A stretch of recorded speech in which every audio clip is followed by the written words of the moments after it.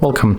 If you want to connect Huawei FreeBuds Pro to your Android smartphone, at the first you have to move for your notification bar, then turn on Bluetooth by tapping on the icon. Next, move to the Bluetooth settings.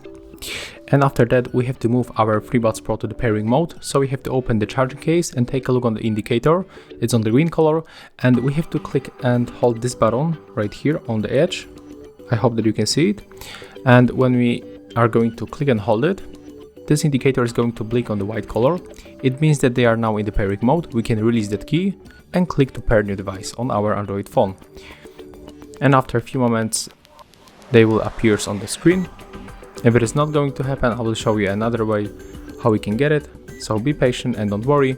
As you can see, here it is. So we can simply tap to connect, then accept pair. And as you can see, after a few moments, they are connected.